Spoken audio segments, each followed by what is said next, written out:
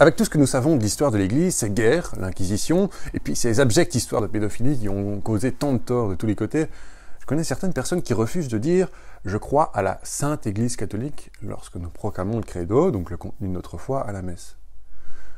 Certains catholiques semblent même vouloir combattre l'Église, mais c'est une démarche qui est assez étrange.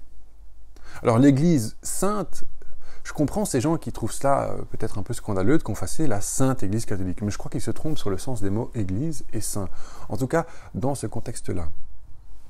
D'abord un petit rappel, le mot Église vient du grec ecclésia, lui-même ici de ekkalein, signifiant « appeler dehors ». Il a donc le sens d'une convocation, et il désigne une assemblée du peuple, qu'elle soit politique ou religieuse. Dans l'Ancien Testament, le mot désigne l'assemblée du peuple juif, rassemblée par Dieu. Il sera repris par la première communauté chrétienne pour désigner tout autant l'assemblée liturgique que la communauté locale. Le catéchisme précise, l'Église, c'est le peuple que Dieu rassemble dans le monde entier. Donc l'Église ne se résume donc pas à sa hiérarchie. C'est l'ensemble du peuple de Dieu, avec le Christ à sa tête et dans lequel on entre par le baptême. Dans l'édification du corps du Christ règne également une diversité de membres et de fonctions. Donc là, ça c'est le Concile Vatican II qui dit ça dans la constitution dogmatique Lumen Gentium sur l'Église, qui décrit la constitution hiérarchique de l'Église tout en accordant une large place aux laïcs.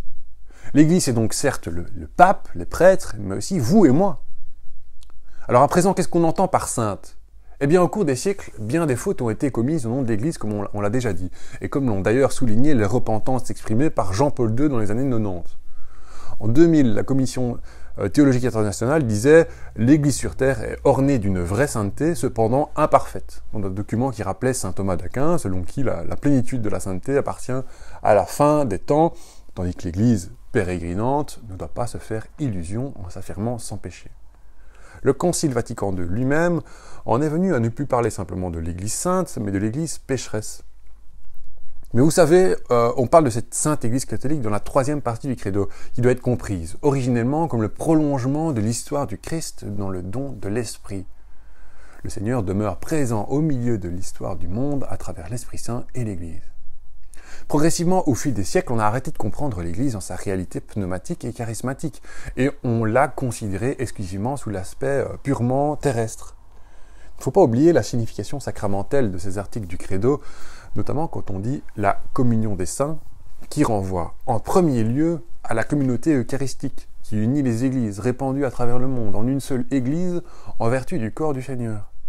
Le mot sanctorum, donc des saints, ne se rapporte pas primitivement à des personnes, mais signifie les dons sacrés, la réalité sainte qui est donnée à l'Église par Dieu dans la célébration eucharistique pour être le véritable lien de l'unité.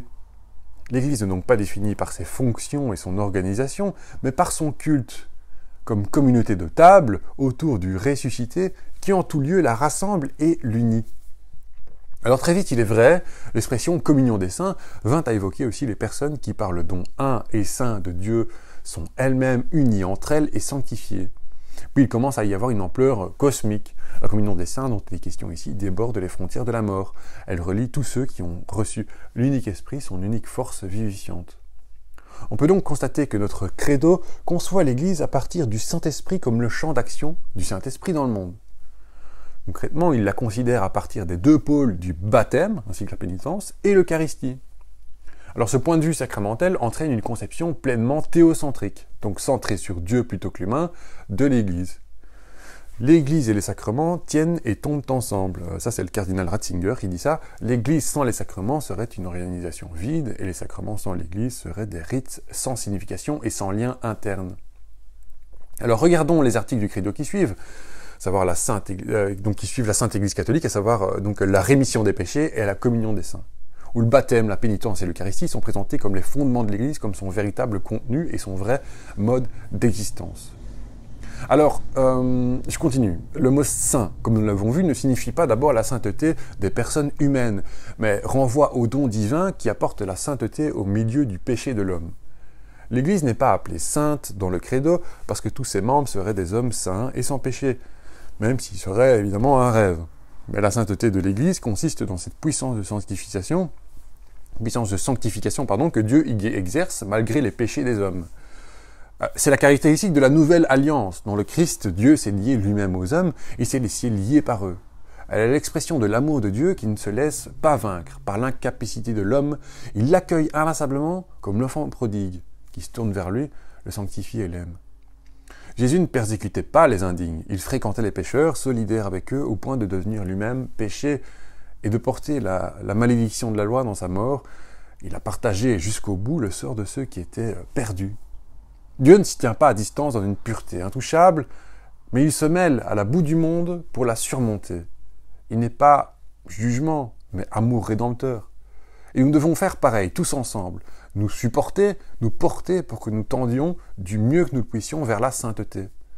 Nous avons besoin les uns des autres, et se contenter de critiquer l'Église en faisant bande à part, plutôt que de tenter de la faire grandir en humanité et en sainteté, n'est pas, à mon sens, une démarche constructive.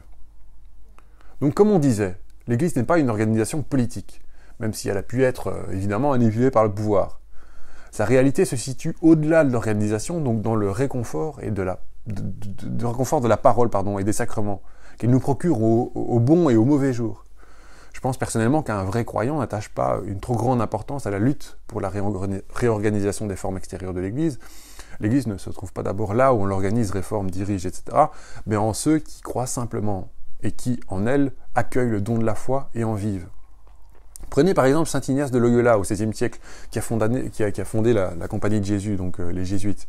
Il était très souvent embêté par l'Inquisition, on le soupçonnait sans cesse et il a même souvent risqué sa vie. Mais il restait profondément attaché à l'Église et au pape, et la réforme ne l'a pas du tout séduit. Alors tout cela ne veut pas dire qu'il faille tout laisser comme c'est. Il faut se révolter s'il y a des dérives aussi graves et infâmes que des prêtres pédophiles. Mais la lutte devient féconde et constructive si elle est animée par une charité réelle, par la cohésion au sein de notre Église. Une porte que l'on claque peut devenir, il est vrai, un signe qui réveille ceux qui sont dedans, mais évidemment on construit davantage dans la communion que dans l'isolement.